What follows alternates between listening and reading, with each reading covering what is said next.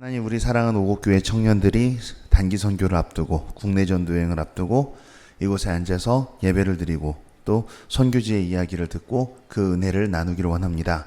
이 시간 저희 가운데 함께하여 주시옵고, 저희들이 이 이야기가 신기한 이야기 또는 자랑 또는 불쌍한 이야기, 그런 남의 나라 이야기로 들리지 않게 하시고, 한낮에 사도 바울을 부르셨던, 그래서 주님의 사도가 되게 하셨던 하나님 그 영광의 빛으로 웨슬리를 비추시고 칼빈을 비추시고 아펜젤러를 비추시고 또 선교사들을 비추셨던 그 영광의 빛으로 이 오곡교회의 청년들 한 명 한 명의 심령을 비춰주셔서 그들이 복음을 들고 이제 본인들에게 주어진 선교지로 나아가는 시간 되게 하여 주시옵소서. 예수님의 이름으로 기도합니다. 네, 이거 어떻게 하면은 넘어가죠? 저는 인도 뭄바이에 살고 있는 원정화 선교사고요. 오늘은 관련이 없어서 나누지 않겠지만 감리교 신학대학교 다닐 때 너무 신앙적으로 힘들어서 거의 자살해버리고 싶다 그랬을 때 지나가던 고요한 선배님께서 구해주셔서 이날 이때까지 사역을 하고 있는 그런 목사이기도 합니다. 인도 뭄바이에서 2012년에 29살의 나이로 선교사로 나가서 15년째 사역하고 있습니다. 제가 살고 있는 인도 뭄바이는요, 여러분은 유재석이 가서 빨래했던 곳으로 아마 기억하실 건데 바로 그 도비가트 제가 정기적으로 사역하러 가는 곳이고요. 뭄바이는 세계에서 가장 부유한 도시 중에 하나입니다. 땅값도 굉장히 비싸고요. 그런데 인도는 가난하잖아요. 그래서 전 인도의 가난한 사람들이 뭄바이로 일하러 옵니다. 그러나 그곳에서 일자리는 있지만 그 집세는 강남보다 비싸기 때문에 도저히 먹고 살 수가 없습니다. 그래서 그 사람들이 불법으로 이런저런 판자촌들을 만들어 놓은 게 한 1000만 명이 삽니다. 그것을 우리가 슬럼이라고 부르는 거죠. 저는 저 슬럼을 주로 다니며 사역을 하고 있는 사람입니다. 자, 제 비행기에서 찍은 건데요. 정말 거대한 어둠과 불결함의 집합체가 슬럼이에요. 여러분 상상도 못 하실 거예요. 그것만 제가 또 이제 얘기를 하면 식사하신 지 얼마 안 돼서 예배 드리시는데 지장이 있을 것 같아서 어떤지는 그냥 넘어가겠습니다. 인도는 대체로 덥고 건조합니다. 그래서 땀이 많이 나지는 않아요. 그러나 뭄바이는 해안가라서 습하고 덥습니다. 그래서 여기는 그냥 헬입니다. 헬. 그리고 또 비가 많이 옵니다. 어마어마하게 많이 옵니다. 그래서 우기가 되면은 저렇게 제 발이거든요. 그냥 진흙에 무릎까지 빠져가면서 사역을 가는 거고, 오토바이를 타고 가다가 오토바이가 그냥 노아의 방주가 되는 기적을 체험할 수 있는 곳이죠. 저 아이가 야베스라는 아이입니다. 제가 목사 안수를 받고 처음으로 세례를 준 아이였습니다. 그러나 그 아이는 얼마 안 가서 제가 안수를 받고 처음으로 장례를 집전한 아이가 됐습니다. 한 2달 정도 살아 있었는데요. 점점 몸무게가 줄어갔어요. 우리가 여러 가지 방법을 썼지만 결국은 죽었습니다. 우리는 그 아이에게 이름을 지어주었습니다. 정말 부모가 고통 가운데서 낳았지만 하나님께서 그 지경을 넓게 해주시기를 바란다. 저 살고 있는 집 안에 내부가 좀 보이실 텐데요. 저런 외양간만도 못한 곳들에서 사람들이 살고 있습니다. 그리고 그 아이는 그 가문에서 처음으로 대대로 수천 년간 처음으로 예수님의 이름으로 세례를 받고 하늘나라에 들어간 아이가 되었습니다. 이 아이를 염하는데 제 둘째 아이와 나이가 같았어요. 그래서 우리 둘째 아이의 기저귀를 좀 나눠줬었거든요. 그래서 슬럼 아이가 한국산 기저귀를 차고 있었어요. 그 시신에서 그 기저귀를 벗겨내는데 마지막으로 용변을 조금 본 흔적이 있더라고요. 그걸 보고 제가 한 3시간 정도 울었던 기억이 납니다. 참 사람이 쉽게 태어나서 쉽게 죽는 곳이기도 합니다. 아주 선교 현장이 참혹합니다. 아이들이 눈썰매를 타고 노는 게 아니라 겨울이 없잖아요. 흙썰매를 타고 놉니다. 시멘트 광산이 있어요. 여러분, 시멘트 가루로 이루어진 산에서 쌀가마니 같은 걸로 눈썰매를 탄다고 생각해 보세요. 분필가루로 이루어진 언덕에서 눈썰매를 탄다고 생각해 보세요. 재밌겠죠? 그런데 기관지는 얼마나 상할까요? 사람들이 13살이면은 여자아이들이 벌써 발육이 끝나요. 그리고 결혼을 해요. 아이를 낳습니다. 그럼 27에는 손자를 볼 수 있다는 얘기죠. 그러는 사람들이 50 정도에 늙어서 죽어요. 물론 병원에 가보면은 뭔가 있었다는 게 나오겠죠. 암이 있었다든가. 그러나 이게 터무니없이 짧은 어린 시절, 그리고 터무니없이 허무한 삶을 살다가 죽어갑니다. 그러나 가난하지만 행복한 사람들이냐? 그렇지 않아요. 많은 가난한 사람들은 그 가난의 어둠에 근저에 있는 또 악한 영에 사로잡혀 있습니다. 저기 옆에 보이는 할머니는요, 제가 얼굴이 안 나온 사진이 있기 때문에 갖고 왔습니다. 데바다시였습니다. 데바다시가 뭐냐면은 인도에는 신전창녀 제도가 합법입니다. 신전창녀. 이 신전창녀는 인도는 굉장히 음란하고 악한 문화가 있습니다. 13살 이전의 여자아이들을 가장 섹시하게 보는 이상한 변태적인 문화가 있어요. 초경 이후에 여성이 더럽혀진다고 생각을 합니다. 사실 그때부터 여자가 되는 건데, 그래가지고 초경 이전의 여자아이들을 신전에 바쳐요. 반은 신앙심으로 바치는 거죠. 나시린처럼 반은 입을 덜기 위해서 바치는 겁니다. 그럼 그 아이들은 섹스가 힌디어로 까마예요. 까마. 그리고 수트라가 경전이라는 뜻이에요. 까마 수트라 들어보셨을 거예요. 섹스 경전. 그런 게 있어요. 그거로 훈련을 받아요. 그래서 사춘기 이전에 뭔지도 모르고 있는 애들이 부모에게서 떨어져서 그걸 훈련을 받아서 신전에 있는 고위 참배객들이나 사제들에게 성놀이개로 제공이 됩니다. 그렇게 해서 들어오는 화대 수입은 걔네께 되는 게 아니라 신전의 수입이 됩니다. 인도는 매춘이 합법입니다. 그러나 미성년 매춘은 불법입니다. 근데 데바다시는 미성년이죠. 그러나 데바다시는 종교기 때문에 합법이에요. 그렇게 해서 18살이 된 이 할머니는 넌 이제 너무 늙었어. 퇴물이야. 그래가지고 사창가에 합법적으로 팔렸습니다. 그래서 사창가에서 평생을 그렇게 사시는 중에 예수님을 믿었습니다. 그러나 자기 고향 언어도 잘 기억이 안 나고 심지어 자기 이름도 잘 몰라요. 그래서 우리는 반두프라는 동네에 사셔서 반두댁, 춘천댁 이런 거죠. 반두프 할머니라고 불렀어요. 이 반두프 할머니는 제가 신방을 가면 꼭 20루피를 손에 쥐어주면서 눈물을 뚝뚝 흘리면서 말씀하십니다. 목사님 꼭 망고 사드세요. 20루피는 320원이에요. 망고는 비싼 과일입니다. 저한테 1,000원을 주면서 목사님 가는 길에 꼭 삼계탕 사드세요. 이거 똑같은 거예요. 아, 이 할머니는 망고를 별로 못 드셔보셨구나 라고 생각할 수밖에 없죠. 이런 성도들에게 복음을 전하고 이런 아이들과 함께 살아가는 게 인도의 선교의 현장이었습니다. 제 30대는 그렇게 다 나아갔죠. 슬럼에서 어떻게 전도를 할 것인가. 처음에 갔는데 너무 막막한 거예요. 뭐 제가 힌디어를 합니까? 뭐 힌디어 지금은 하지만 그때는 너무 영어도 힘들고 힌디어도 안 되고 덥고. 그리고 여러분들 중에 해외 단기 선교 가보신 분, 네, 몇 분 계시네요. 네, 여러분 그 단기 선교 저는 17번 했었습니다. 그랬는데 선교지에 갈 때 굉장히 자신이 있었어요. 저는 뭐 6개월짜리 DTS도 인도에서 했었고요. 한 달짜리 전도여행을 6, 7번을 했습니다. 그리고도 보통 열흘 2주짜리 전도여행들을 더 간 거예요. 며칠짜리는 카운트도 안 한 거예요. 그러니까 제가 얼마나 단기 선교와 선교에 엄청난 그 자부심이 있었겠습니까? 그러나 현지에 가니까 상황은 완전히 다릅니다. 그럼 여러분 단기 선교 갔을 때 막 애들이 막 매달리고 막 좋아하고 사랑하고 사진 찍고 막 그러죠? 그거는 여러분은 교생이에요. 선교사는 담임입니다. 여러분, 담임이 아이들을 더 사랑해요? 교생이 아이들을 더 사랑해요? 담임이 100배 더 사랑합니다. 그래서 아이들의 입시를 어떻게 해야 될 것인가 막 고민을 하고 기도를 해요. 근데 교생은요, 잠깐 왔다 가는 사람입니다. 근데 교생 막 다음 날에도 와 계실까 막 갈 때 막 울고 편지 산같이 쌓이고 그러면 이제 담임은 그걸 보면서 웃죠. 왜? 자기도 옛날에 교생이었으니까. 그러나 교생의 사랑은 진짜가 아니에요. 담임의 사랑이 진짜죠. 선교사가 돼서 가니까 29에 갔잖아요. 저보다 나이 많은 단기팀들이 와요. 근데 그들에게는 애들이 울고 안기고 막 그래요. 그러나 저는 벌써 감찰 온 공무원 같이 취급을 당해요. 이해 가시죠? 막막하더라고요. 이 어둠과 가난 속에서 현지어도 잘 못하고 인맥도 없고 단기 선교팀이 갖고 있는 일종의 버프도 존재하지 않는 상태에서 팀원이 있는 것도 아니고 어떻게 사역을 할 수 있을까? 1, 2년 가다 보니까 하나님께서 지혜를 주셨습니다. 슬럼에서 어린이 사역을 시작하게 됐는데요. 제 동역자를 소개하겠습니다. 제 동역자는 바로 만화 주인공입니다. 저 만화 주인공들이 제 사역의 동역자들입니다.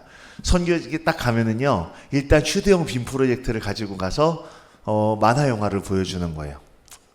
자, 보이십니까? 저게 당시엔 한 30만 원 했고 지금은 한 60만 원 합니다. 그리고 또 휴대용 빔 프로젝터 세트, 스피커 세트, 그리고 교회들에서도 현수막천 뒷면 이런 것들을 가지고 가서 또 과자가 하나에 한 40원 정도 하는 거, 그때 애들 수대로 사서 사역지에 가는데요. 저거를 다 매면은 무게가 한 30kg 되더라고요. 굉장히 무겁습니다. 군장입니다. 거기에 총처럼 기타를 맵니다. 그리고 오토바이 헬멧을 하이바처럼 이렇게 딱 끼고 나면은요, 동이 트는 새벽 꿈의 고향을 본 후 외투 입고 투구 쓰면 마음이 괴로워. 딱 군가가 나와요. 찬송가가 나오지 않아요. 정말 내가 군인이 된 느낌이에요. 그렇게 하고 비가 오면은 제가 원래 장교 출신이니까 장교 우위를 또 뒤집어 쓰고 장비를 가려야 돼요. 나는 비 맞아도 돼. 장비는 비 맞으면 안 돼. 그렇게 해가지고 가는 거죠.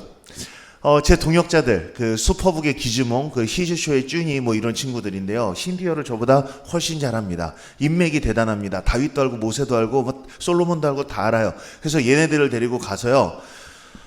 슬럼에 가서 어린이 여러분, 저는 여러분에게 예수님을 전하러 온 사람입니다 하면 돌멩이가 날아올 거 아닙니까? 그러니까 그렇게 하지 않습니다. 가서 여러분, 저는 여러분에게 만화 영화를 보여주러 온 사람들입니다. 그러면 마을 사람들이 우리 마을은 전기가 없는데 그러죠. 그러면은 걱정하지 마십시오. 집에서 충전해 왔습니다 라고 한 다음에 동네 빨랫줄이나 막대기 같은 데다가 빨리 현수막천을 걸어버립니다. 그리고 숙달된 교육훈련으로 어둠 속에서 케이블 하나하나를 연결하고 삼각대를 펴서 정확한 시간에 만화를 상영하는 거죠. 그러면은 그 천에서 갑자기 만화 주인공들이 나옵니다. 참 목사로서 안타까운 게 그런 거였죠. 제가 여러분 예수님을 믿어야 천국에 갑니다. 그러면 돌멩이가 날아오는데 이 만화 속에서 갑자기 쭈니나 기즈몽이나 뭐 슈퍼북 이런 애들이 나서 여러분 예수님을 안 믿으면 지옥에 갑니다. 그럼 애들이 막 박수를 치고 환호를 합니다. 저는 다음 생에 만화 주인공으로 태어나기로 결심했습니다. 이렇게 만화 영화를 보여줍니다. 물론 당연히 힌디어로 된 만화 영화고 성경 만화 영화죠. 신에게는 아직도 80편의 에피소드가 더 있습니다. 그래서 이거를 딱 보여줘요. 그러면은 이게 어둠이 너무 짙어서 내 손바닥이 안 보이는 수준입니다. 그래서 저 천 뒤로도 비춰요. 그래서 360도로 어떤 마을에서 사람들이 모여서 봐요. 그럼 그 만화를 보는 가운데에서 사람들이 너무 행복하고 좋은 경험을 했잖아요.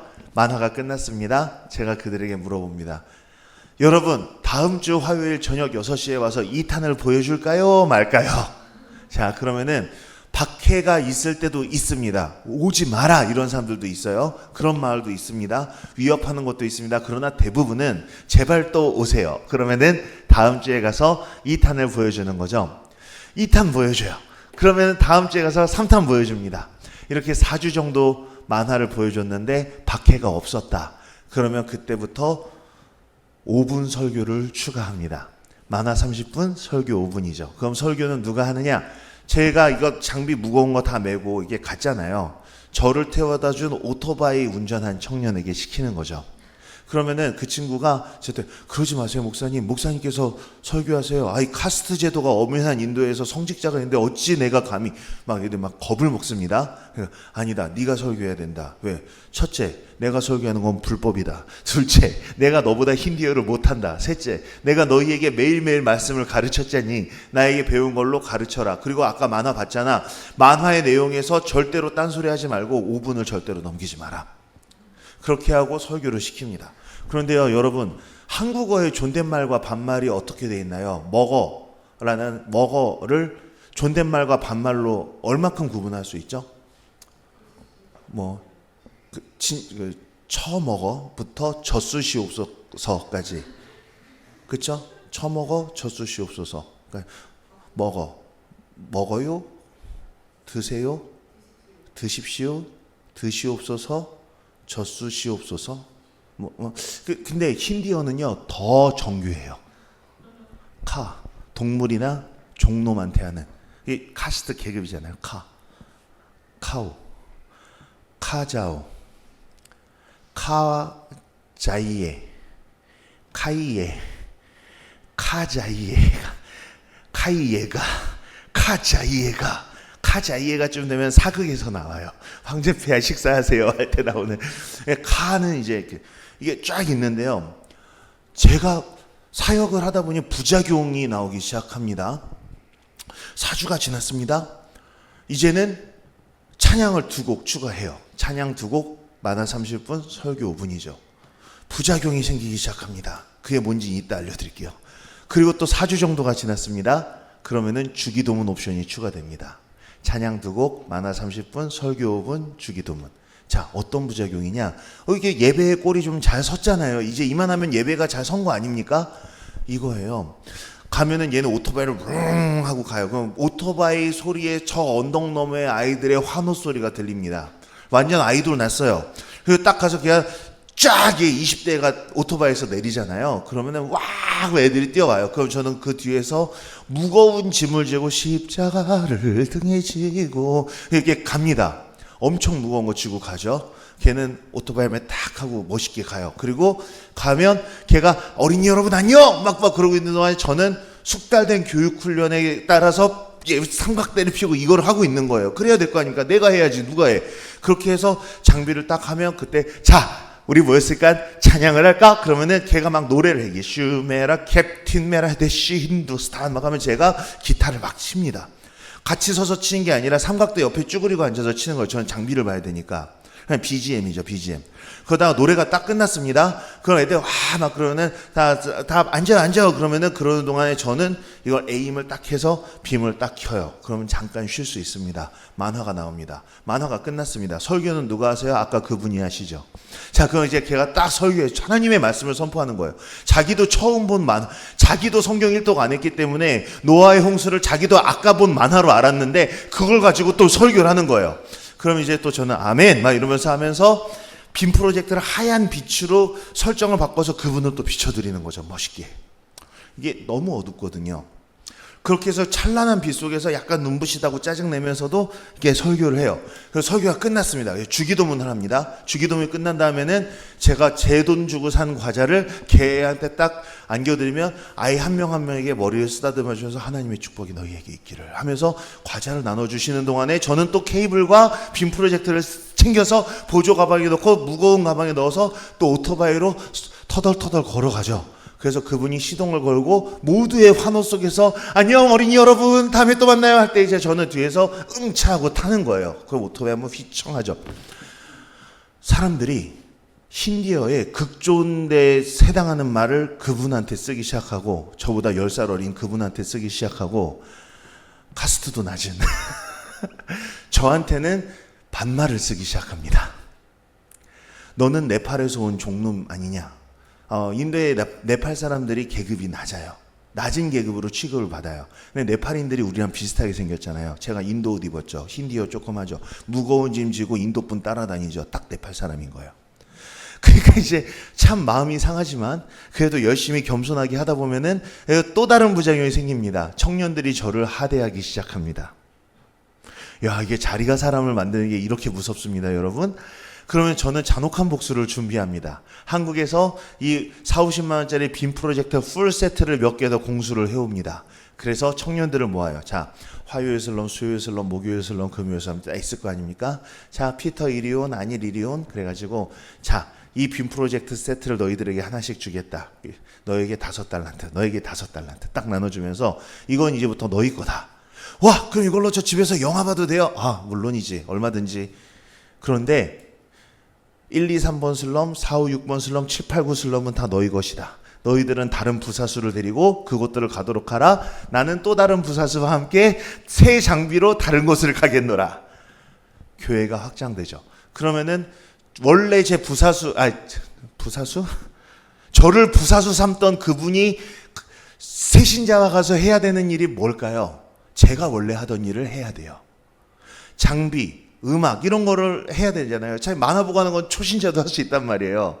그러면서 우리가 하나 되죠. 아, 이게 빡센 거였구나 라는 것을 이제 알게 되는 거죠. 그래서 청년들이 성장합니다. 저 친구가 피터라는 형제인데요. 저 빔 프로젝트 세트를 들고 서 있습니다. 그리고 제가 개척해서 예배가 선 그 슬럼을 안 되겠다. 그래서 제가 다음 할게요. 자, 그냥 정은교육이라고 생각하고 다음 하겠습니다. 제가 개척한 슬럼을 현지인에게 물려준 장면입니다. 저 친구는 지금 현재 호서대학교 신학과 신학 박사과정을 밟고 있습니다. 이제 좀 있으면 인도에 가서 담임 목사가 될 예정입니다. 저도 박사학위가 없는데 여기 슬럼 데리고 다니던 10대 애들이 막 신학 박사가 되고 말이죠. 막 멋있어요. 자, 그렇게 해서 교회들이 개척되기 시작했습니다. 멋있죠. 그러니까 그거를 기도편지에서 소식을 들은 기독교 대한감리회 인도 선교사회 대표 선교사님께서 저건 사기다. 2년, 3년밖에 안 된 선교사가 교회를 6, 7개를 지었다니 힌디어도 못하는데 저거는 아무래도 좀 거짓인 것 같다. 그래서 감찰을 오셨습니다. 우리 교단이 무서운 조직입니다, 여러분. 그래서 감찰이 오셨는데 모시고 제 슬럼 사역을 딱 보여드렸더니 감동을 하시는 거예요. 이게 되는구나. 그래서 제 장비 세트 하나를 가지고 가셨습니다. 그래서 히말라야에서 똑같은 사역을 시작하셨죠. 그래서 그분이 근데 가시기 전에 저에게 질문하신 게 있습니다. 근데 원목사, 이 청년들에게 한 달에 얼마씩 주냐? 그래서 제가 대답했죠. 한 푼도 안 줍니다. 도리어 이 친구들이 11조를 제대로 하지 않으면 혼납니다. 폭력적인 일이 일어날 수도 있습니다. 이렇게 말씀을 드렸죠. 그렇게 사역을 하다 보면은 The winter is coming, 아니 monsoon is coming, 심판의 날이 옵니다. 뭐죠? 몬순, 비가 쏟아지기 시작하면 우리 사역은 끝장입니다. 그렇잖아요. 맨날 나무 아래 빨랫줄 밑에서 다 모여서 봤는데 비가, 우리나라 비하고 차원이 다릅니다, 여러분. 그래서 다음 성전 건축을 해야 돼요. 그래서 성전 건축을 했습니다. 비를 피하기 위해서죠. 그래서 이렇게 성전을 하나 건축하는데 놀라운 가격 99,800원이면 성전을 건축할 수 있는 것이죠. 지금 070 아무튼 네, 이렇게 해서 교회를 지어요. 근데 교회를 지으면 아이들이 더 많은 아이들이 몰려와서 비 속에서 저걸 보고자 하니까 성전 증축을 해야 되는 시점이 곧 다가옵니다. 다음, 그래서 놀라운 가격 99,800원을 더 들여서 성전을 2배 사이즈로 확장을 했습니다. 그런데 애들이 교회 근처에서 놀면서 자꾸 교회를 면도칼 같은 걸로 찢어요. 교회를 찢어. 문이 있는데 막 찢고 막 그래요. 그래가지고 안 되겠다 해서 성전 리모델링 공사를 시작했습니다. 다음, 함석판과 철판을 덕지덕지 붙었죠. 자, 드디어 나도 건물주가 된 느낌입니다. 그래서 199,800원이면 이렇게 아름다운 교회 건물을 가질 수 있는 것이죠. 그러나 진정한 심판의 날은 인도 정부로부터 옵니다. 왜? 슬럼이라는 것은요, 기본적으로 존재 자체가 불법이에요. 아니, 인도 이게 그 빈민들이 땅 사가지고 거기다가 지었겠습니까? 아니잖아요. 그러니까 나라에서 살게 냅둬요. 그러나 거기에 시멘트 발라가면서 제대로 된 건물로 그것이 진화되는 것, 그 꼴은 못 봐요. 그래서 주기적으로 한 번씩 불도저와 철거반원들과 용감한 경찰 군인 아저씨들이 와서 작사를 냅니다. 이건 기독교 박해라기보다는 그냥 마을 전체를 다 부수는데 우리 교회도 같이 부서지는 거예요. 다음, 이렇게 되는 거죠. 성전이 무너졌습니다. 그래서 우리는 그 에스겔서를 묵상하면서 이 슬픈 상황을 바라보다가 철거반원이 갔어. 그럼 우리가 뭘 시작해야 될까요? 다음, 성전 재건. 다시 성전을 재건하는 거죠. 이것을 대여섯 군데, 심지어 10군데 정도에서 동시에 하니까 1번 교회는 지금 건축 중, 2번 교회는 무너졌음, 3번 교회는 리모델링 중, 4번 교회는 증축 중, 10만원, 10만원, 10만원, 10만원 계속 나가면서 어찌됐든 우리는 주의 움직이는 교회, 이렇게 살았습니다. 여러분, 많은 분들이 우리는 주의 움직이는 교회, 교회는 건물이 아닙니다. 교회는 되게 건물입니다, 여러분. 진짜예요. 저보다 이거를 얘기할 자격이 있는 사람은 없다고 생각합니다. 교회는 건물이에요. 비 맞으면서 예배할 수 없는 겁니다, 여러분. 자, 다음. 근데 이렇게 이야기를 하면서 교회가 10개, 20개 지어진 얘기를 하면은 많은 분들이 방법론이 참 좋구나. 나도 빔 세트 하나 사서 인도에 가면 교회를 10개쯤 세울 수 있지 않을까라고 생각을 합니다. 맞습니다. 바로 그겁니다. 내가 왜 신학을 석사까지 공부했는지 모르겠습니다. 이건 고졸도 할 수 있는 사역입니다. 아니, 잘 훈련시킨 고릴라도 할 수 있는 사역이에요. 고릴라가 하면은 신기해서 더 잘 많이 올 것 같아요. 그러니까 오십시오. 오시면 제가 제일 안전하고 말 잘 듣는 애들로 오래되어 있는 빌민가 교회 4개 주겠습니다. 그리고 저는 다른 곳에 가서 할게요. 실제로 와서 뭐 6개월씩 8개월씩 같이 한 친구들도 있습니다. 언제든지 환영입니다. 선교 어렵지 않습니다. 그런데 선교는 어렵지 않아요. 마치 이런 거예요. 벽돌을 10만 장을 여기서부터 오공역까지 옮겨라 라고 하면 그건 어렵지 않죠. 초딩도 할 수 있는 일이에요. 그런데 힘들죠. 힘들잖아요. 그러니까 막 수학 문제, 막 고3 수학의 정석을 풀어라. 그러면 어렵죠. 근데 벽돌을 날라라. 이건 어렵지 않아요. 그런데 어떻다고요? 힘들어요. 그러니까 그러면 뭐가 힘드냐? 우리의 싸움은 혈과 육에 대한 것이 아닙니다. 정사와 권세와 이 세상의 어두운 그 주관자들에 대한 것이죠. 여러분, 마술을 믿으십니까? 마술 말고, 마술은 이은결이 하는 거고, 마법을 믿으십니까? 제가 이번에 이런 슬럼들을 열 몇 개를 하면서 그 중에서 딱 두 곳에 대한 에피소드를 나누려고 하는데요. 여러분, 마법을 믿으십니까? 가끔 우리가 어떤 슬럼을 가려고 그러면은요, 전도사들이 막아요.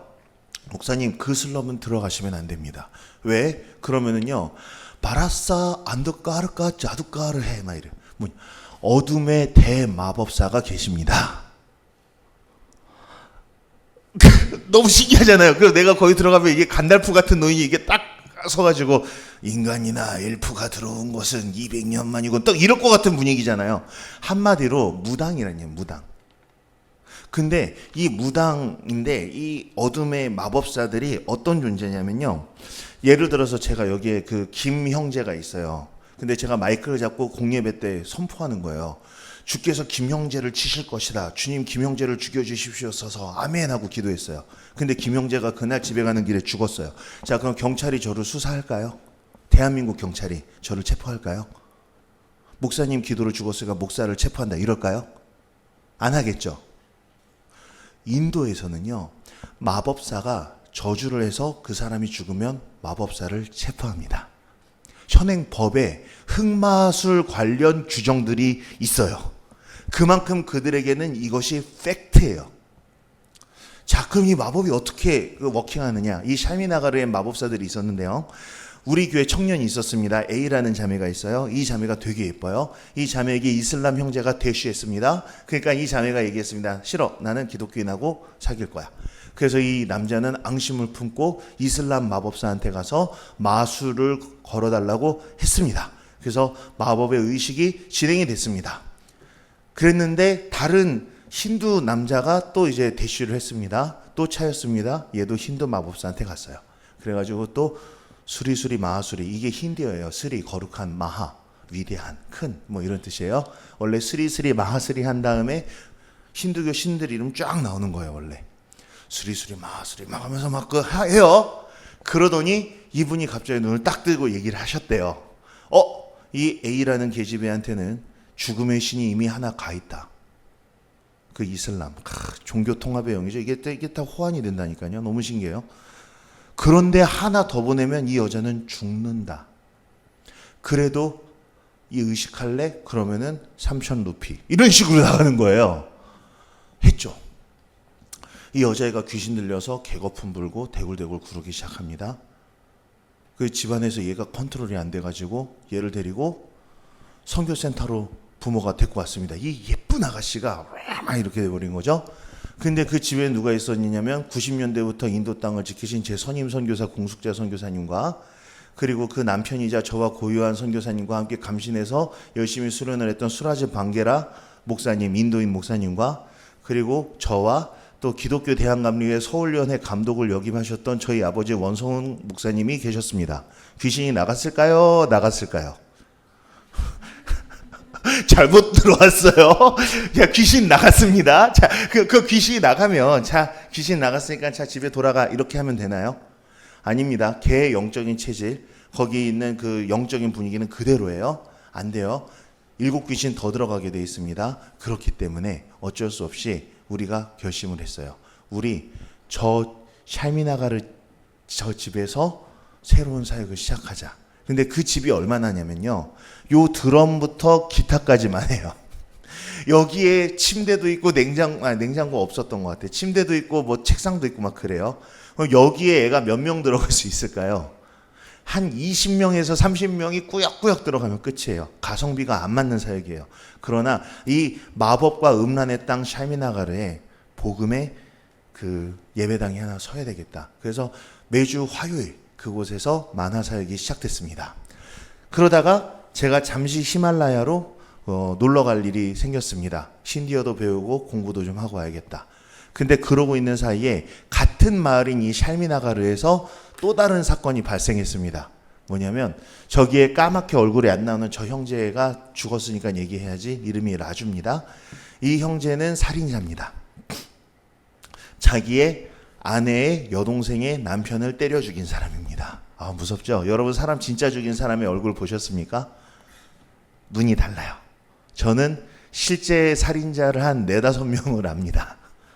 살인자들은 평생 없어지지 않는 뭐가 있는 것 같아요.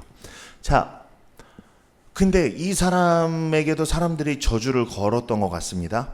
그러나 이 생마초남은 그것을 튕겨냈습니다. 여러분 이런 게 있어요. 귀신 들림과 정신병의 차이를 아십니까? 귀신 들림과 정신병의 차이. 가끔 목사님한테 우울증이라든가 조울증이나 조현병 뭐 이런 사람들 데리고 와가지고 목사님 우리의 그 기도로 귀신 좀 쫓아주세요 이런 경우가 있거든요. 근데 대개의 경우에 그것은 정신병이지 귀신 들림이 아닙니다. 그러면은 우리가 약 드세요라고 해요. 정신과 약을 드십시오. 그러면 그거는 신앙이 없는 것 같다. 근데 팔 부러지면 깁스하시고 감기 걸리면 약 먹잖아요. 근데 기도를 해야 될 것 같다는 거예요. 그러면 이제 제가 이렇게 말씀드립니다. 약할 때 강함 되십니다. 진짜예요. 귀신 들림과 정신병은 달라요. 근데 굉장히 증상이 비슷합니다. 그런데 귀신 들림과 정신병의 차이는 뭐냐? 정신병에 걸렸다고 사람이 쇠사슬을 끊지 못해요. 정신병에 걸렸다고 사람이 중력을 무시하지 못합니다.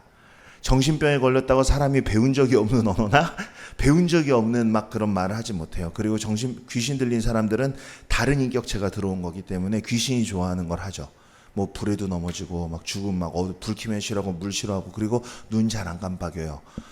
허경영 같은 사람이 딱 귀신 들린 사람이에요. 진짜로 귀신 들린 사람. 이게 딱 무당들도 좀 그래요. 목소리가 변하기도 하고. 자, 근데 귀신 들렸는데 그 귀신을 쫓는 사람들 중에 목사가 아닌 사람들이 가끔 있습니다. 예를 들자면 조선시대 때 유교의 서리빨 같은 사대부들이 가서 선왕당이랑 불상들 도끼로 다 때려 부쉈습니다. 고려 말 조선 초에 군자는 괴력난신을 논하지 않는 법이거늘 하고 다가 박살내. 그 영적인 공격 하나도 없어. 멋있죠? 그리고 또 박정희 전두환 때에 신군부의 장교들이 미신타파 운동이라고 해서 공무원들이랑 가서 각 시골 마을에 있는 장승이랑 이거 다 부숴버렸어요. 그리고 아무도 귀신의 공격에 시달리지 않아. 이 생마초들. 마초맨. 그리고 와서 그냥 술 먹고. 왜? 몸과 마음이 건강하고 사상이 투철한 사람들은 괜찮아요. 그런데 그 사람들도 결국 병 걸려요. 늙어요. 술 취해요. 죽음이 눈앞에 어른거려요. 다 귀신에게 먹혀요. 그때는. 이 사람은 생마초라서 한번 이게 튕겨낸 거예요. 그랬더니 그 딸에게로 이제 그 귀신이 이게 들어가는 어떤 일이 있었어요. 그래서 이 딸이 막 귀신 들려 하는데 그러다가 딸의 입으로 어떤 얘기들이 나오기 시작합니다. 귀신이 하는 말들이. 오늘 밤 이 계집의 영혼을 지옥으로 데리고 갈 거야. 그때 이 아빠 라주가 무너지는 거예요. 내 딸을 살려야겠다. 그래서 또 선교센터로 데리고 왔습니다. 근데 그때 저는 히말라야에 가 있어서 그 현장은 못 봤는데 이게 또 귀신 쫓아댑니다. 자, 그런 다음에 제가 히말라야에서 내려와 보니까 저 집에 가서도 사역을 해야 될 것 같은 상황이 된 거예요. 같은 샬미나가르입니다. 근데 저 집의 사이즈는 얼마나 냐면 저기 방송 앰프 조 칸만 해요. 아니, 요 하얀 기타에서 드럼까지 정도예요. 드럼 시작점까지. 집이 아니에요, 저거는. 근데 거기서 5명이 살아요. 딱 저게 다예요. 그러니까 진짜 5명밖에 못 들어오고 빔을 쏴도 각이 안 나와요. 이렇게 봐야 돼요. 그래도 했습니다. 그래도 했어요.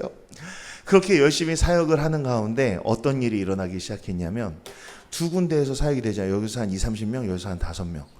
근데 그 동네 마술사들이 있단 말이에요. 마법사들이 2가지 마법을 합니다. 하나는 이런 영적인 그 저주 뭐 이런 것들이죠. 또 하나는 이은결 같은 마술을 해요. 근데 그걸 굉장히 종교적인 분위기에서 합니다. 그러니까 우리 지금 이은결이 머리를 착 했는데 와 오빠 막 이러잖아요. 근데 얘네들은 그 신전의 사제가 마술을 갖다 종교 의식 중에 마술 딱 하면은 시바신을 찬양하라 이게 나오는 거예요. 우리도 그런 걸 좀 해야. 아무튼 이제 그런 그 마술을 해요. 그러니까 마법사들이 가끔 딱 나와가지고 신기술을 이게 선보이는 날이 되면은 동네 애들이 다 와서 볼 거 아닙니까? 근데 제가 십자가를 등에 지고 또 이제 빗물을 갖고 그 마을을 이렇게 지나가잖아요. 그럼 마법사를 구경하던 애들이 저를 따라와요. 그러면 왜? 내 마법이 더 신기해. 나는 벽에다가 빛을 쏘아서 만화 영화를 보여주는 그런 마법을 하잖아요. 내게 훨씬 재미지. 그러니까 그때 기억해요. 마법사가 저한테 슉슉 하면서 막 째려보면서만 하는데 그러시든가 말든가. 그리고 딱 지나가는데 그 동네 좀 음란하거든요. 어떤 그 좀 아가씨가 저를 쫙 째려보는 거예요. 이게 약간 이게 좀 발랑 까진 아가씨가 이게 담배 딱 째려보면서 이 한마디를 했어요. 예슈 왈레. 아주 경멸 섞인 말로 예슈 왈레. 왈레가 뭐냐? 릭샤 인력거가 힌디어로 릭샤예요. 인력거꾼이 릭샤 왈라입니다. 그리고 복수형은 릭샤 왈레예요. 빨래는 도비입니다. 그러면은 빨래꾼은 도비 왈라, 복수형 도비 왈레. 즉 왈라 왈레는 직업에 대해서 경멸을 붙여서 부르는 멸칭이에요. 자, 그러면은 한국말로 뭘까요? 왈라. 쟁이죠, 쟁이. 이해 가시죠? 예수 왈라면 뭐겠어요? 예수쟁이들. 이거 사전에 안 나오는 말이에요.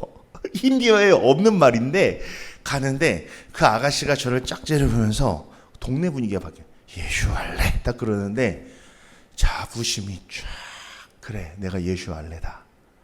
그리고 가서 아이들에게 사역을 했습니다. 그게 사역을 하는 가운데서 아무래도 이 공간으로는 더 이상 안 되겠다라는 생각이 들었어요. 다음. 그래서 고추기름 공장의 창고가 좀 비었다는 말을 듣고 그 창고를 빌리러 갔습니다. 그 창고가 얼마나냐면 요 파란 의자로 된 한 분단만 합니다. 그래도 좀 넓죠. 이거보다 좀 작은가? 그래서 저만 하니까 애들이 좀 많이 들어갈 수 있는 거예요. 가구, 뭐 침대 이런 것도 없고요. 그래서 거기를 갔더니 그냥 한번 시범적으로 10명 정도 동네 애들 모아서 만화를 틀어봤어요. 애들이 막 우는 거예요. 왜냐면 그 고추기름 공장이잖아요. 너무 매운 거예요. 얼마나 맵냐면 피부가 따가울 정도로 매워요.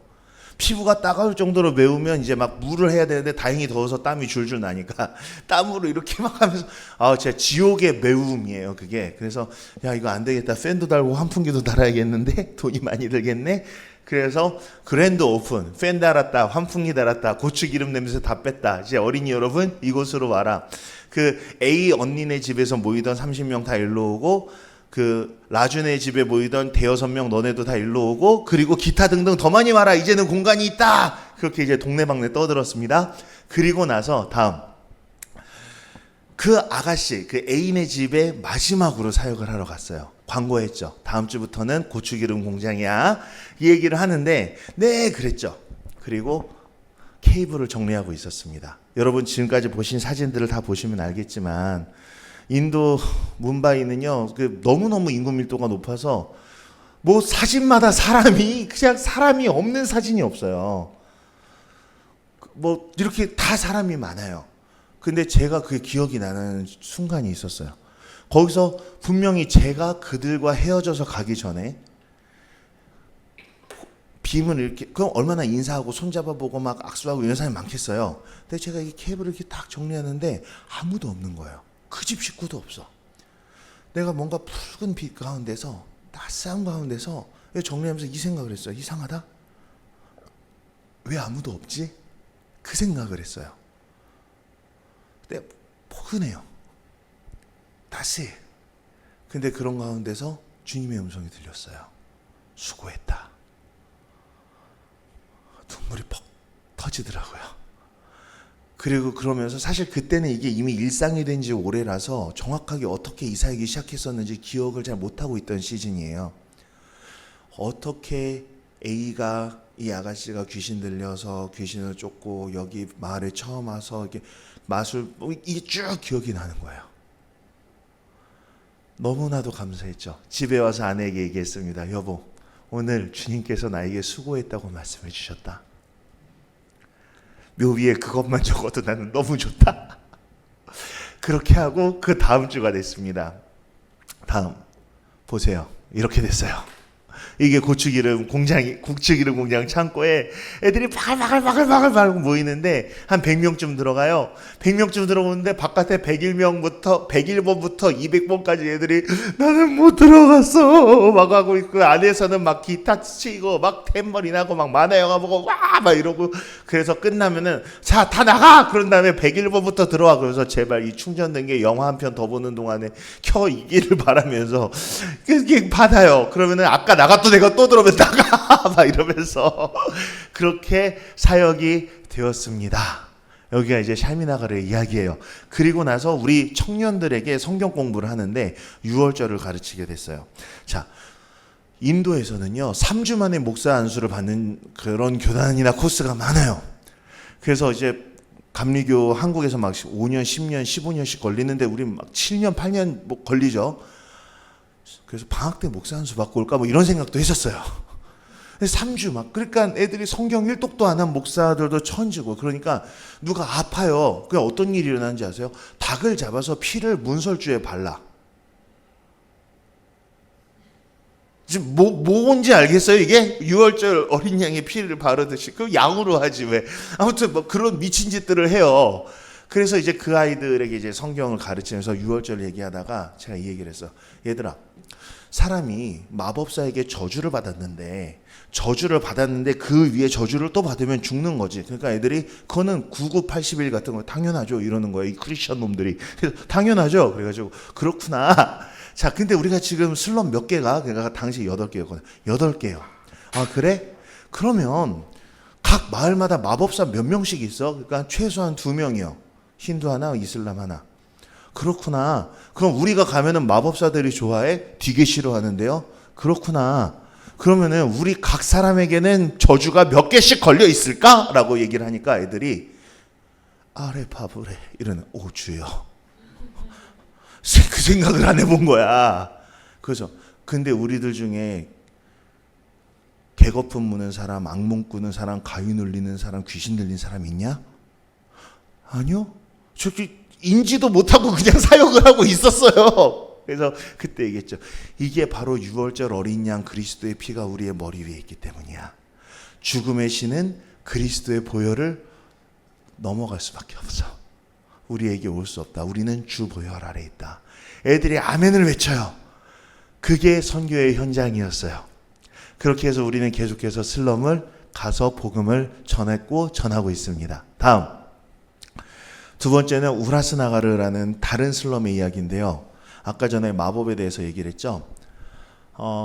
에필로그 하나 얘기하자면 얘네들에게 두 가지 마법이 있어 그랬습니다. 하나는 진짜 영적인 마법이요. 예수 그리스도의 이름으로 깨면 되는 거죠. 또 하나는 뭐예요? 이은결 같은 마술. 그래서 제가 한국에서 마술사를 데려왔습니다. 단기 선교사로. 마술사를 데리고 와서요. 슬럼마다 가서 마술쇼를 했습니다. 그럼 목사들도 좀 치네 이런 생각을 하겠죠.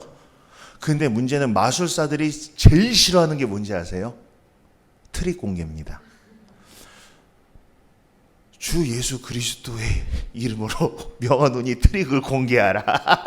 자, 트릭 공개, 마술쇼가 30분인데 트릭 공개쇼가 1시간이에요.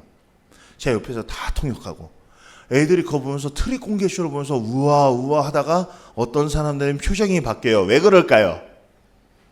신전에서 봤어. 신전에서 자기네가 봤던 마법과 이것이 뭔가 일치하는 가닥이 보일 거 아니에요. 밥줄을 끊어놔야 돼. 아무튼 그렇게 해서 그 마법 쇼도 하고 그랬습니다. 자, 다음, 이 우라스나가르라는 슬럼은요, 이게 보시다시피 산 꼭대기에 있는 슬럼이에요. 이게 긴 능선 따라 있어요. 좋은 점은 바람이 시원하다는 거고 나쁜 점은 물이 없다는 겁니다. 그래서 가난한 사람들이 살고, 그리고 바람이 굉장히 센데 함석이나 뭐 플라스틱 판 뭐 이런 걸로 돼 있다 보니까 사람이 며칠만 안 살면 집이 부러져요. 그래서 잘 묶어놔야 돼요, 집들을. 그런 그 빈민가인데 정말 여기는 우울하스 나가는데 우울했어요. 왜냐면 너무 멀어. 주일 예배 끝나면 3시간짜리 예배가 끝나면 더워 죽겠고 땀 범벅이 됐는데 이제부터 오토바이를 타고 거기까지 가는데 1시간. 비포장 오토바이 뒷좌석 엄청 무거운 짐 메고 1시간. 그래서 내리면 거기서부터 등산을 시작해야 돼요.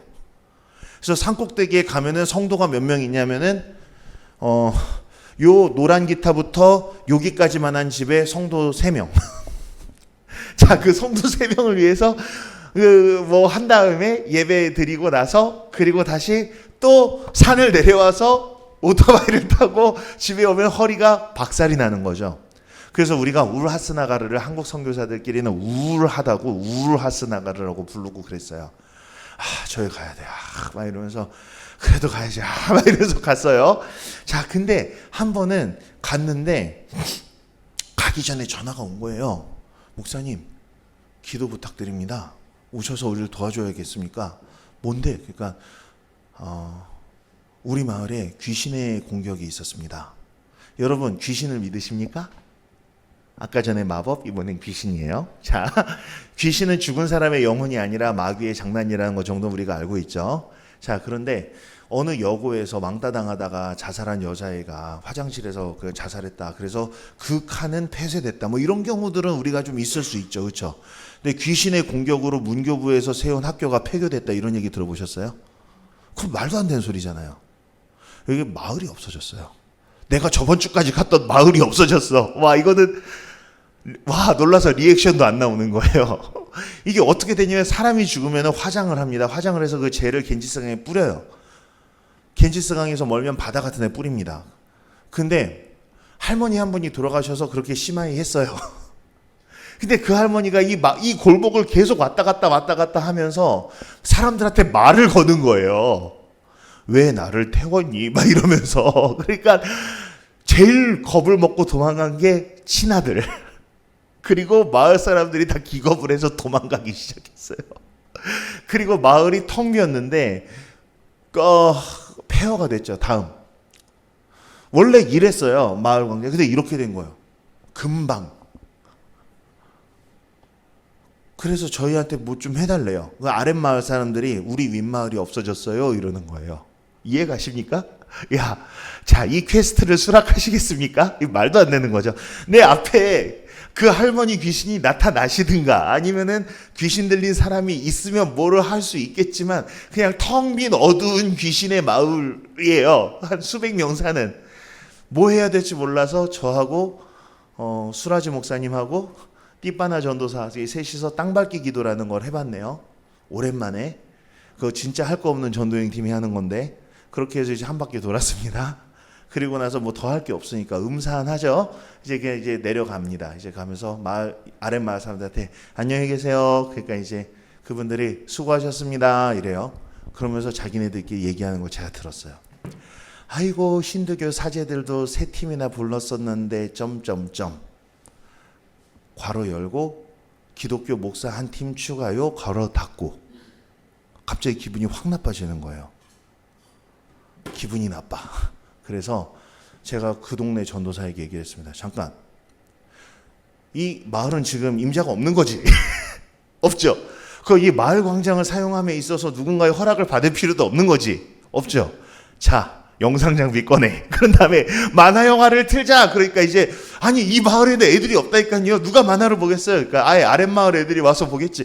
귀신 들린 남의 마을에 누가 가요? 어린이들. 그래서 어린이 여러분들은 귀신이 더 무서워요? 만화가 더 보고 싶어요? 다음.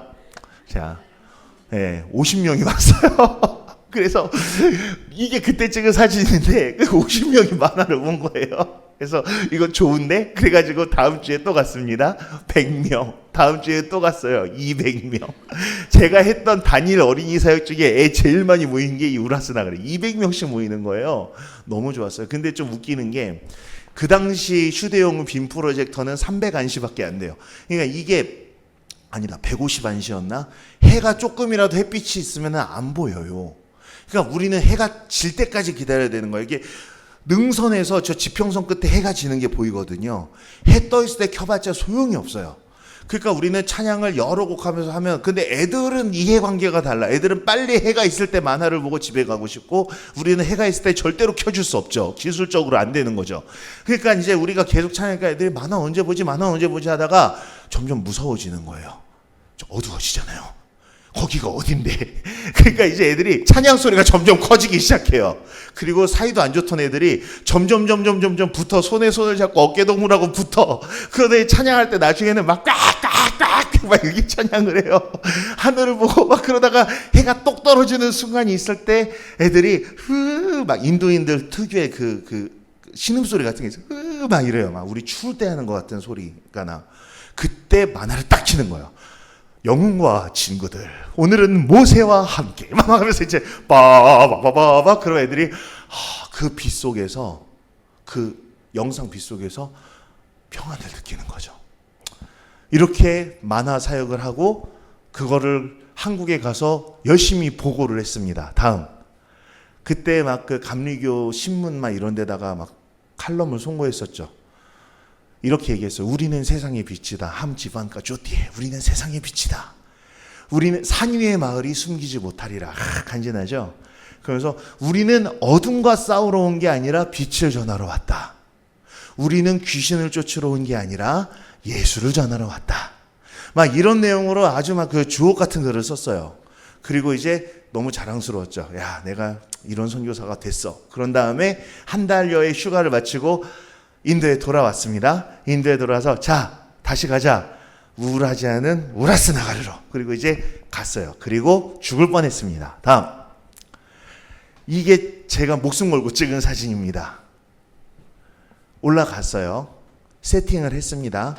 이제 만화를 보여주려고 기타를 쳐야죠. 찬양을 해야죠. 애들을 모아야죠.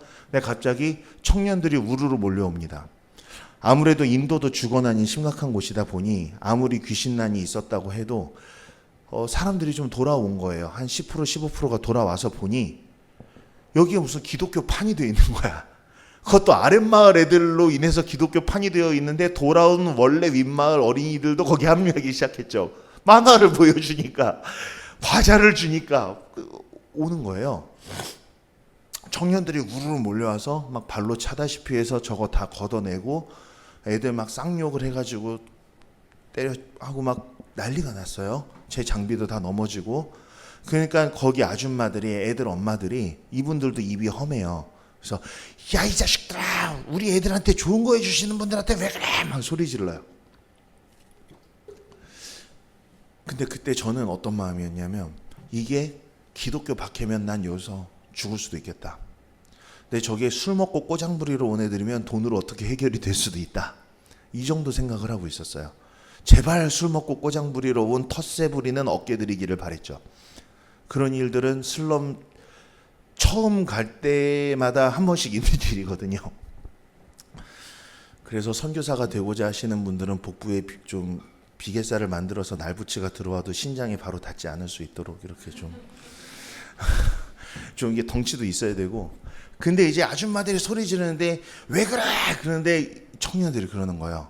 아줌마는 우리 종교와 전통에 대한 충성심이 없습니까? 낙담되는 거야. 죽었다. 아, 이거 진짜 각 잡고 온 거구나. 힌두교 신앙으로 온 거구나. 그때 죽을 순 없잖아요, 사람이. 머릿속에 무슨 생각이 딱 떠오르냐면 싸우자라는 생각이 딱 드는 거예요. 그 얘기를 딱 하자마자 우리 전도사 2명이 저를 딱 보호하려고 섰고, 저는 그때 넘어진 장비를 일으켜 세우려고 반무릎을 꿇은 상태에서 이렇게 사진을 한 장 찍은 거죠. 저를 지키려고 2명이 이렇게 딱 섰습니다. 근데 보니까 애들이 영양 상태가 다 안 좋아요. 인도 빈민가 애들이. 그래서 팔등신인데 키가 이만해 막 이래요. 초딩 같아요. 막 팔이 얇아요. 그런데 저는 몸무게가 100kg가 넘어요. 체급. 그리고 저는 태권도 3단입니다. 그리고 합기도와 태권과 검도를 수년씩 했고 대한민국 육군 장교 출신입니다. 솔직히 20명이 있어도 겁이 나지 않아요. 그래서 또 2명 또 있잖아요. 또 이게 3대 20이면 해볼 만한 체급이 있으니까. 근데 문제는 쟤들 주머니에 총이 있을지 칼이 있을지 알 수가 없어요.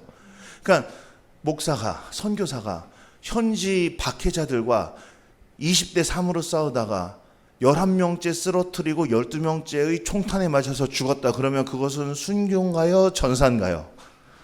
이게 되게 애매한 거예요. 이게 싸우자고 머릿속에 시나리오가 진짜 막 동선까지 쫙 그려져요. 사람이 목숨이 딱 그러면은요 0.1초 사이에 엄청난 생각을 해요. 시나리오가 막 푸문새별로 이렇게 쫙 지나가요. 근데 결론, 싸울 수 없다. 그 다음에 뭐예요? 도망가자. 이게 언덕이니까요. 그 아랫집의 지붕이 제 발밑에 있어요. 이게 깎아지는 언덕들이거든요. 그래서 머릿속으로 파쿠르 루트가 다 짜지는 거예요. 여기서 점프하면 저 지붕, 이 지붕에서 근데 저기는 함석 지붕이니까 내가 점프하면은 집이 깨질 거고, 저거는 철판 지붕이니까 저기서 쫙 루트가 짜져요. 근데 문제는 이 둘, 띠바나 전도사랑 피터 전도사, 얘네가 저를 딱 맡고 있는데 얘네들 두고 갈 수는 없는 거잖아요. 선한 목자는 양들을 위하여 목숨을 버린다. 자, 너희들은 나를 위해서 싸워라. 나는 소중하니까 뭐 이럴 수는 없죠. 그러니까 그때 싸울 수 없다, 도망갈 수 없다. 싸울 수도 있고 도망갈 수도 있는데 싸울 수도 없고 도망갈 수도 없다. 기분이 굉장히 나빠요. 굉장히 낙담이 되더라고요.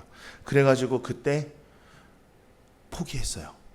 포기했는데 갑자기 요 까만 옷 입은 친구가 저를 딱 보더니 합장을 요 높이로 합니다. 이게 뭐냐면 인도에서는 이렇게 나마스테하고 인사하는데 높은 사람일수록 이게 올라가요. 그래서 이제 신이나 뭐 사제한테는 뭐 이렇게까지 하죠. 하면서 여기에 들고 영어로 플리즈고 딱 귀신 들리니까 눈이 이제 안 깜빡이고 막 플리즈고 하는데 그걸 보고 피터가 이 상태에서 고개 딱 돌리면서 성직자를 하나 보나 봐요. 딱 이 얘기를 했던 게 기억이 나요. 플리즈고 하더니 갑자기 저에게 달려왔어요. 저는 이렇게 반무릎을 꿇은 상태였는데 와서 무릎 꿇고 제 발을 만졌습니다. 다음. 이게 인도에서는 극존의 인사예요. 내가 당신 발 아래 있는 사람이다, 이런 뜻이에요. 그러면서 제 발을 잡고 한 번 더 얘기해요. 플리즈고. 그리고 나서 이렇게 얘기합니다. 힌디어로. 지금은 내가 그대의 발을 잡고 떠나주시기를 간청하나이다. 다음에 또 내 눈에 띄면 이 발을 잘라버리겠습니다. 죽여버린다는 얘기죠. 제가 그 얘기를 들었을 때 비겁한 생각이 났어요. 야, 살았다. 이번에 이 비싼 장비 다 챙겨서 무사히 떠날 수 있다. 저는 치사하게도 힌디어 못 알아듣는 사람 척을 하면서 그 장비를 다 챙겨서 그래 I'm fine thank you 하면서 가지고 내려가는데 후들후들 떨리고 엄청 창피했어요. 그래서 우리가 언덕에 내려서 오토바이 타고 가는데요. 뒤에서 오토바이가 저 친구를 비롯해서 오토바이 세대가 쫙 따라오는 거예요. 굉장히 오래 따라왔어요. 우리가 마을 밖 어디까지 가는지 감시하는 거예요. 그렇게 해서 돌아왔습니다. 돌아오니까 청년들이 이제 모았죠. 이런 일이 있었다. 그러니까 애들이 기겁을 하는 거예요. 이제 그 마을에 또 가면 반드시 죽습니다. 그 마을은 가면 안 됩니다. 안 돼. 나는 그 마을에 가야 돼. 나 신문에도 났다고. 그러니까 그거는 자기 의입니다. 우리의 원칙을 세우지 않았습니까? 이 마을에서 너희를 박해하면 저 마을로 피하라. 문방에 슬럼 인구가 1000만인데 왜 박해하는 곳에 또 갑니까? 아니야, 거기 200명의 애들이 있다고. 안 됩니다. 막 청년들하고 토론을 하다가 다시 앞으로요. 앞에 사진. 네, 이 사진을 제가 핸드폰으로 보여줬더니 애들이 기겁을 하는 거예요. 이거 언제 찍었냐고. 그래가지고 한국인은 순교할 때도 인증샷 찍고 죽어. 막 이러면서 여기서 이런 일이 있어. 걔가 얘야. 막 제가 얘기를 하니까 애들이 사진에 막 줌아웃을 해서 쳐다보더니 친척에 뭐 이런 사람들이 보다가 목사님, 요 파란 옷 입은 애가 족장의 조카입니다. 얘가 대장입니다. 얘 이름이 뭡니다. 딱 얘기를 해요. 그래서 내가 까만 옷 입은 얘 아니야? 내 발목 자른다 그러는 건 까만 옷 입은 애야. 그러니까 얘는 비샤리라는 애고요. 얘는 그냥 똘만입니다. 파란 옷 입은 애가 족장 조카입니다. 그래서 제가 애들하고 얘기를 한 거예요. 그럼 이렇게 하자. 족장님을 찾아뵙자. 족장은 무서운 존재입니다. 공무원 따위하고는 비교가 안 되는 거예요. 족장님을 찾아뵙자. 그래서 족장님께서 그래! 내가 우리 부족 젊은이들을 보냈다. 너희들을 다 내쫓으라고. 이러면은 알겠습니다 하고 다시는 안 가는 걸로. 근데 족장님께서 혹시 그러실 수도 있잖아요. 뭐 아니 뭐 그런 일이 있었어? 젊은이들 내가 혼내줄 테니까 걱정하지 마 이러실 수도 있잖아요. 그래서 한번 보자고 갔어요. 다음 그래서 이제 찾아갑니다. 저하고 띠빠나 전도사하고 둘이서 차를 타고 가는데, 오토바이를 타고 가는데요, 갑자기 이 생각이 들었어요. 잠깐 갔는데 족장님이 계시다 안 계시다. 안 계시면 전 어떻게 되는 거죠? 죽는 거잖아요. 그 생각을 못 한 거예요. 일단은 가고 있는데 가면은 죽을 수도 있다. 죽을 확률이 한 4분의 1에서 5분의 1은 될 거다. 이 생각이니까 너무 마음이 싱숭생숭한 거예요. 그래서 핸드폰을 꺼내가지고 막 그 긴급 기도 이런 거를 하려고 하는데 비포장기를 달리는 오토바이 뒷좌석에서 이게 되겠어요? 잘 안 되잖아요. 그리고 내 인생의 마지막일지도 모르는 이 순간을 오타 교정하다가 이게 보낼 수는 없겠다는 생각이 들었어요. 정말로. 그래서 그냥 핸드폰을 주머니에 넣었어요. 그리고 이제 찬양을 해야 되겠다고 생각을 했어요. 무서우니까. 무슨 찬양할까요? 그럴 때 생명이 또 다른 생명 낳고 뭐 이런 거 있죠. 하나님의 사랑이 순교자의 삶은 사망 플래그야. 진짜 이 노래를 처음부터 끝까지 감정을 넣어서 다 부르면 반드시 죽을 것 같다는 공포감이 오더라고요. 정말로. 뭔 노래를 못 하겠는 거예요. 그래서 그냥 입 다물고 주여 이러면서 가는데, 제가 우울하니까 앞에 앉아있는 이 친구도 우울해요. 이 슈퍼마리오 같이 굉장히 쾌활한 전도사예요. 근데 이 전도사도 굉장히 우울한 거예요. 그렇게 가는데 하나님이 불쌍히 여기셨는지 갑자기 찬양 하나가 10년 이상 부른 적도 없고 들은 적도 없는 찬양 하나가 생각이 났는데, 그게 친구들의 목소리로 귀로 들리듯이 기억이 났어요. 무슨 노래였냐면 감리교 신학대학교 채플 폐회송이었습니다. 내 친구 합창단원들의 목소리로 들리듯이 기억이 났는데 이거였어요. 진리와 생명 되신 주 이 몸을 바치옵니다. 이 노래인데 그게 갑자기 딱 들리는데 용기가 배꼽 밑에서부터 솟아나는 거예요. 그래, 내가 신학교를 7년을 다니면서 일주일에 2번씩 채플을 하면서 채플 끝나고 나갈 때 저 노래가 제일 많이 들렸는데, 그러면서 내가 선교사가 될 날을, 주님께 내 삶을 바칠 날을 생각하면서 저 노래 들으면서 나갔었는데 갑자기 그 노래가 기억나요. 진리와 생명 되신 주 이 몸을 바치옵니다. 믿음과 소망 사랑에 한마음 되게 하소서. 그 노래를 부르기 시작하면서 찬송가를 제가 오토바이 위에서 부르기 시작했어요. 여러분, 최고의 악기는요 팔뚝입니다. 선한 싸움 다 싸우고 의의 면류관 이런 것들 있잖아요. And when the battle's over, we shall wear a crown in the new Jerusalem. 막 팔뚝질하면서 노래를 하기 시작하니까 앞에 이제 그 전도사도 꽥꽥꽥 하면서 뭔가 노래를 불러요. 오토바이 헬멧 안에서. 그래서 막 찬송가를 부르면서 갑니다. 이게 너무 감성적인 찬양은 이게 실전에서 좀 도움이 안 될 때가 있다는 사실을 제가 알았어요. 팔뚝으로 할 수 있는 노래. 그래서 뜻없이 무릎 꿇내주는 강한 성이 막 노래하는데 저기 언덕이 점점 가까워오기 시작하는 거예요. 이게 지평선에 우뚝 웃는 언덕 위에 마을. 그러니까 우리 노래는 점점 더 커지고 막 무서운데 이제 갔는데 촌장님이 계셨을까요? 안 계셨을까요? 어땠을 것 같아요, 여러분? 대답이 하나도 없어. 고요한 목사님께서 고요하게 목회를 하셔서 촌장님이 계셨습니다. 촌장님이 보냈던 거였을까요? 촌장님이 쫓아내려고 했던 거였을까요? 촌장님이 젊은이들을 보냈던 걸까요? 안 보냈던 걸까요? 촌장님한테 더럽게 혼났습니다. 촌장님께서 막 그래, 내가 너희들을 쫓아내기 위해서 내가 젊은 것들을 보냈다 하면서 그 언덕 꼭대기에는 뭐뭐뭐 신의 신전도 있고 뭐뭐뭐 신의 신전도 있고 몰랐어요. 그런데 거기를 아랫마을 애들 데리고 가서 기독교 판을 만들어 우리가 잠깐 떠났다고 해서 그 마을이 없어진 게 아닌 막 뭐라고 하시는데, 그래, 우린 최선을 다했어. 그래서 죽을 죄를 지었습니다. 족장은요 진짜 무서운 존재, 한 민족의 장이에요. 그러니까 막 그렇게 하고 있는데 그 족장님이 그러니까 거기에서 건물 하나 지어놓고 그 안에서만 예배를 하란 말이야. 잘못했음. 네? 그 마을은 지금 공실률이 80%예요. 왜? 할머니 귀신 때문에. 야, 귀신도 쓸 때가 있습니다. 귀신은요, 부동산 값을 안정시키고 아무튼 쓸 때가 있어요. 그래가지고 빨리 견적을 내서 왔습니다. 자, 빨리 땅을 사야 된다. 교회를 지어야 된다. 그래서 얼마가 드냐? 계산을 해봤더니 땅을 사고 철판으로 교회를 짓는데 500만 원이 드는 거예요. 그 500만 원이 필요해요. 그래서 왔는데 갑자기 몇 년 만에 미국에서 목회하시던 선배님에게 전화가 왔어요. 국제 전화가 왔어요.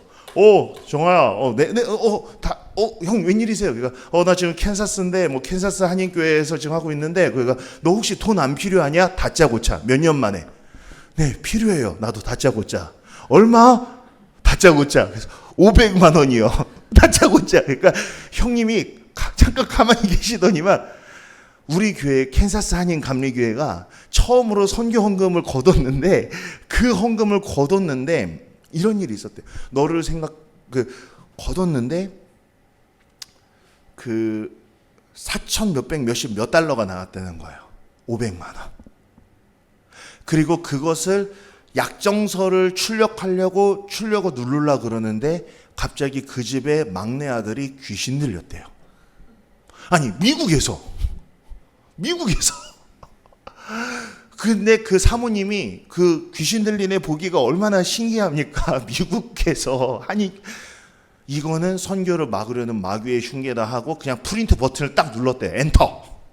그리고 기도하고 귀신을 쫓아요. 그래서 우리 동네 귀신이 거기로 출장 갔나 보다 생각을 했죠. 그리고 모은 돈이 딱 500만 원.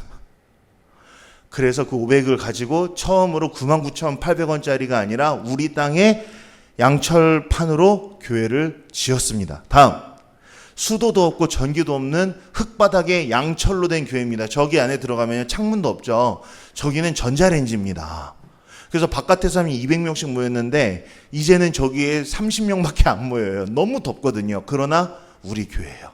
다음, 내부가 저렇게 됐었죠. 그래서 우라스나가르에 처음으로 교회가 섰습니다. 다음, 이게 그 김다희 목사님의 섭리하심이라는 책에 나오는 간증인데요. 그때 이 500만 원 교회를 지어주셨던 김다희 목사님은 지금 선한목자교회 담임으로 계시고요. 김다희 목사님과 고유한 목사님과 저랑 셋이서 원래 같은 학회를 했었거든요. 다음, 그러면서 저희가 알았죠. 피 흘림이 없이는 전진이 없다.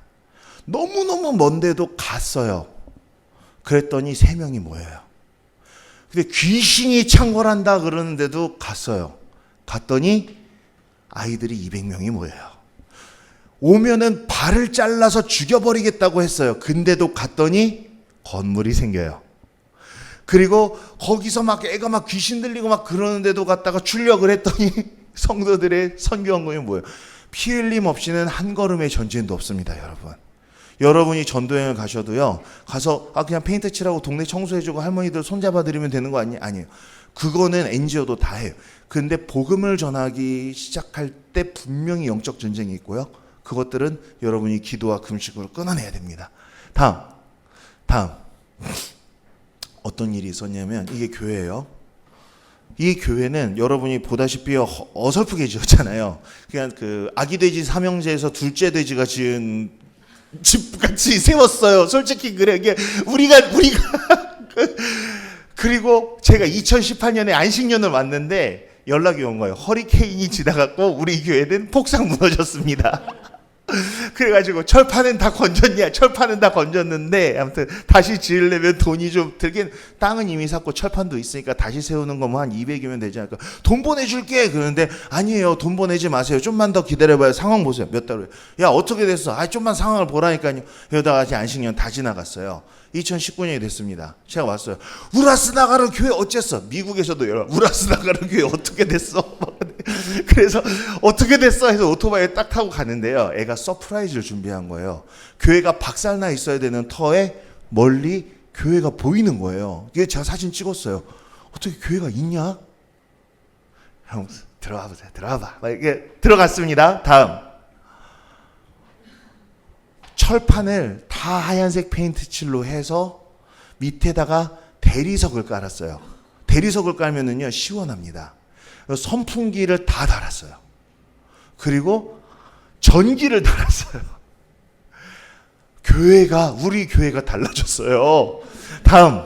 그래서 네가 이거 무슨 돈으로 했어? 그러니까 이 영상을 보여주는 거예요. 다음. 네. 우리 성도들이요 직접 흙 파고 땅 파고 벽돌 날라서 이 철판 다시 세우고요. 밑에 대리석 깔고요. 우리가 이거 교회 다 했어요. 목사님 정말 죽을 것 같아요. 목사님의 도움을 요청했겠지만 하나님께서 하셨습니다. 그러면서 이게 딱 자랑스럽게 보여주더라고요. 다음. 그래서 태풍 후 본인들의 헌신으로 재건했습니다. 전기, 조명, 선풍기, 대리석 바닥, 페인트 칠까지. 멋있죠? 다음. 그래서 여기서 성탄 행사도 했고요. 다음. 교회 중심 멤버들이에요. 내 오른쪽에 있는 친구가 모든 의자를 헌물했고 그 옆에 초록색 체크 남방이 원래 얘 한 명밖에 없었어요. 성도가.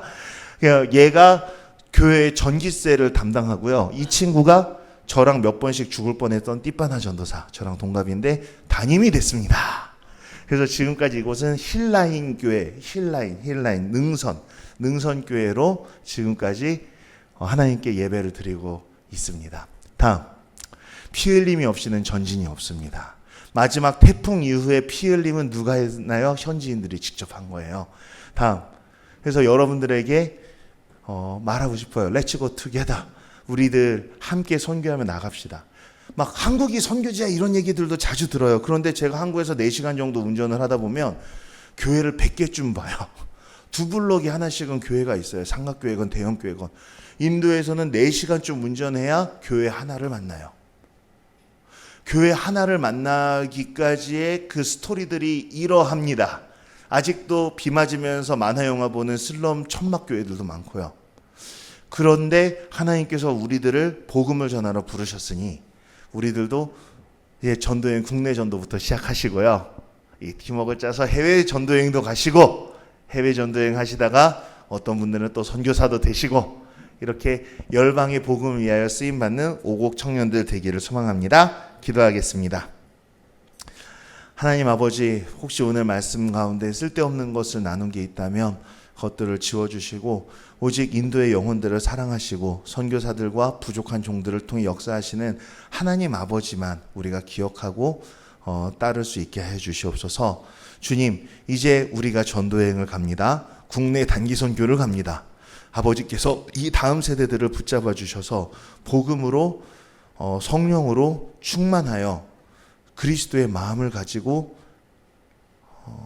조국 곳곳으로 그리고 또 열방의 곳곳으로 흩어지게 하여 주시옵소서. 우리 주 예수 그리스도의 이름으로 기도합니다. 아멘. 감사합니다. 하나님께 영광의 박수를 올리겠습니다.